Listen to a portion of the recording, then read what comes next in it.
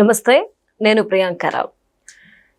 నిన్న అంటే మార్చి 29వ తారీఖున తెలుగుదేశం పార్టీ ఆవిర్భావ దినోత్సవాన్ని ఆ పార్టీ కార్యకర్తలు, నాయకులు అందరూ కూడా చాలా ఘనంగా జరుపుకున్నారు. ఎక్కడ చూసినా సరే పసుపు జెండా కనిపించే విధంగా. మరి ఇలాంటి ముఖ్యమైన సమయంలో చంద్రబాబు నాయుడు గారు లోకేష్ గారికి ఒక టెస్ట్ పెట్టారు. మరి ఆ టెస్ట్ ఏంటి? అందులో లోకేష్ గారు పాస్ అయ్యారా, ఫెయిల్ అయ్యారా? అసలు ఇంత శుభకార్యం జరుగుతున్న టైంలో ఇలాంటి టెస్ట్లు ఎందుకు పెట్టారు? ఇదే పెద్ద క్వశ్చన్ మార్క్. సో దీని గురించి డిస్కస్ చేద్దాం. మనతో మాట్లాడడానికి సీనియర్ జర్నలిస్ట్ సిఎస్ రావు గారు ఉన్నారు. ఆయనతో మాట్లాడదాం. నమస్కారం సార్. నమస్తే. అంటే టీడీపీ ఆవిర్భావ దినోత్సవాన్ని అందరూ ఘనంగా జరుపుకుంటున్న టైంలో చంద్రబాబు నాయుడు గారు లోకేష్కి ఒక టెస్ట్ పెట్టడం ఈరోజు చర్చనీయాంశంగా మారింది. అసలు ఏంటి ఆ టెస్ట్? అందులో లోకేష్ గారు పాస్ అయ్యారా, ఫెయిల్ అయ్యారా?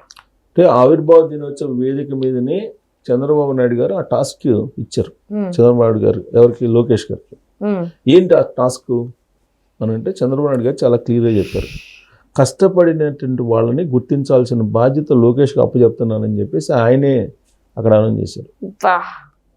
కష్టపడినటువంటి వాళ్ళని పార్టీకి కట్టుబడి పనిచేస్తున్నటువంటి వాళ్ళని గుర్తించి వాళ్ళకి తగిన ప్రాధాన్యత ఇవ్వాల్సినటువంటి బాధ్యత లోకేష్కి అప్పచెప్తున్నానని చెప్పేసి ఆయన అనౌన్స్ చేశాడు వేదిక మీదనే.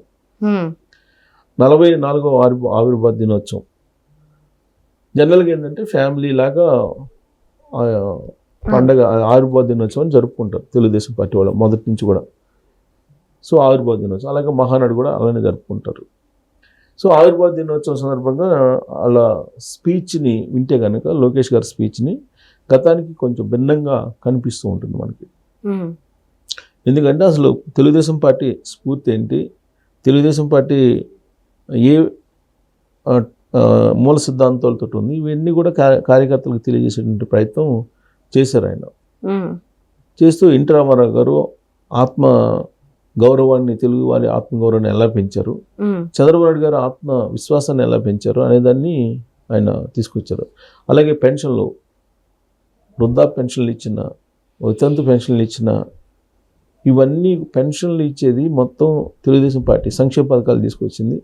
ఆ రోజు ఎన్టీ రామారావు గారు ఆయన జనతా వస్త్రాలు అని చెప్పేసి జనతా వస్త్రాలు కానీ, కిలో ₹2 బియ్యం కానీ ఇవన్నీ తీసుకొచ్చారు. అలాగే బీసీలకి ఆ రోజు పటేల్ పటోరీ వ్యవస్థను తెలంగాణలో తీసేయటం, వీటన్నిటిని కూడా ఒకసారి రివీల్ చేశారు. రివీల్ చేసి లోకేష్ గారు ఇప్పుడు అభివృద్ధి అనేది కేవలం తెలుగుదేశం పార్టీకే సాధ్యం అని చెప్తూ విజన్ ఉన్నటువంటి నాయకుడు నెక్స్ట్ తరం గురించి ఆలోచిస్తారు. అదే రాజకీయాలను సంపాదన కోసం ఉపయోగించుకునేటువంటి వాళ్ళైతే ఇవాళ గురించి ఆలోచిస్తారు. చంద్రబాబు నాయుడు గారు భవిష్యత్ తరాల గురించి ఆలోచించేవాళ్ళు, అందుకే ఆయన విజనరీ అయ్యాడు. సో అలాంటి నాయకుడు మనకు ఉన్నారు చంద్రబాబు నాయుడు గారు. చంద్రబాబు నాయుడు గారు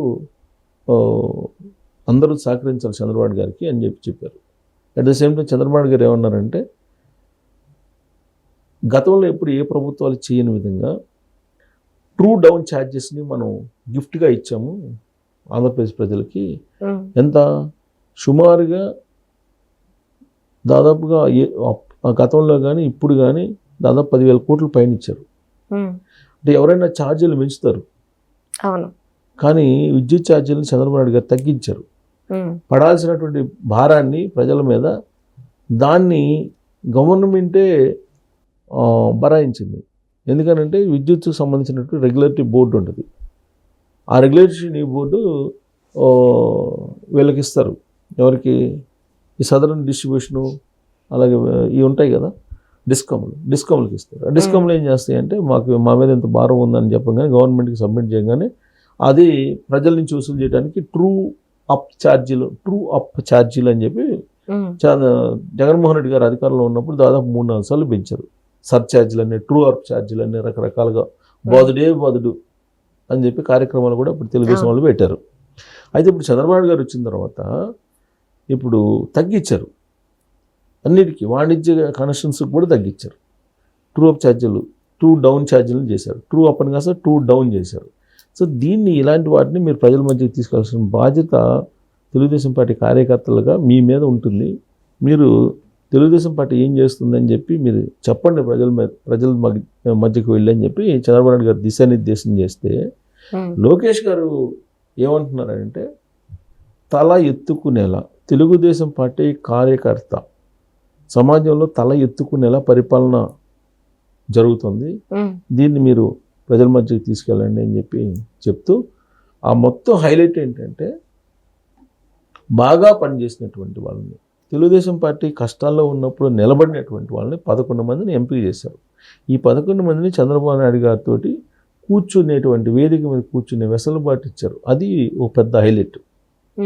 సో అది చూస్తే కనుక డెఫినెట్గా లోకేష్ గారు పార్టీ కోసం కష్టపడి పనిచేసేటువంటి వాళ్ళని ఖచ్చితంగా గుర్తిస్తారు, వాళ్ళని గుర్తించడంతో పాటు గౌరవిస్తారు అనేటువంటి ఒక నమ్మకం తెలుగుదేశం పార్టీ కార్యకర్తల్లో కలిగించేటువంటి ప్రయత్నం చేశారు, జరిగింది కూడా. అయితే చంద్రబాబు నాయుడు గారు కూడా చెప్పారు కష్టించే వాళ్ళని గుర్తించే బాధ్యత కూడా మీదే అని. సో అది పెద్ద ఛాలెంజ్. ఎందుకంటే ఎవరికైనా 10 మంది, అందరికైతే పదవులు ఇవ్వలేరు కదా, ఎవరికో 10 మందికి ఇచ్చారనుకోండి, ఒక 100 మంది నాకు రాలేదనుకుంటారు, 10 మందికి ఇస్తే వీళ్ళు ఆశపడతారు. సో కాబట్టి ఆ 10 మందిలో ఎవరికి ఇచ్చినా కానీ మంచి వాళ్ళకి ఇచ్చారు అనేటువంటి భావన మిగతా వాళ్ళకి కూడా కలిగేలాగా సెలక్షన్ ఉండాలి అని చెప్పి చంద్రబాబు నాయుడు గారు పెద్ద టాస్క్ లోకేష్ గారికి ఇచ్చారు. సో కాబట్టి చంద్రబాబు నాయుడు గారు ఇచ్చినటువంటి టాస్క్ని ఫుల్ఫిల్ చేయటం అంటే అది వెరీ టఫ్, అంత ఈజీ కాదు. ఎందుకు, ఇప్పుడు కార్యకర్తలే దాదాపు 1 కోటి దాటిపోయినారు, 1 కోటి చిల్లర, 1,10,00,000, 1,05,00,000 ఉన్నారు, దాదాపు 1,30,00,000 దాకా వెళ్ళిపోయిందని అంటున్నారు. సో అంతమంది కార్యకర్తలు ఉన్నప్పుడు వాళ్ళల్లో మీరు ఎంతమందిని పికప్ చేస్తారు?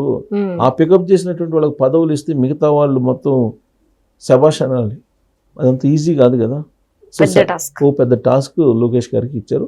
లోకేష్ గారి వైపు అందరు క్యాడర్ చూస్తున్నారు, ఎలా సెలెక్ట్ చేస్తారు, ఎవరిని సెలెక్ట్ చేస్తారు, ఎలా ప్రాధాన్యత ఇస్తారు, వీటన్నిటి గురించి చర్చించుకుంటున్నారు. సో మొత్తం మీద ఏంటంటే లోకేష్ గారు రాబోయేటువంటి రోజుల్లో పనిచేసేటువంటి వివిధ స్థాయిల్లో, ఇప్పుడు మీడియా రంగంలో ఉన్నారు, మీడియా రంగంలో మీడియాకు సంబంధించి గుర్తింపు, అలాగే తెలుగుదేశం పార్టీ క్యాడర్ మండల లెవెల్లో ఎవరు, జిల్లా లెవెల్లో ఎవరు, నియోజకవర్గ స్థాయి లెవెల్లో ఎవరు, రాష్ట్ర స్థాయిలో ఎవరు, ఇలా గుర్తించి ఐడెంటిఫై చేసి వాళ్ళకి గౌరవించాల్సిన బాధ్యత, గౌరవమైనటువంటి పదవులు ఇవ్వాల్సిన బాధ్యత లోకేష్ గారి మీద పెట్టారు. సో కాబట్టి రాబోయే రోజుల్లో బహుశా ఈ పరీక్షని నెగ్గిన తర్వాత ఆయనకి పదోన్నతి ఉండే అవకాశం. Right, thank you so much sir.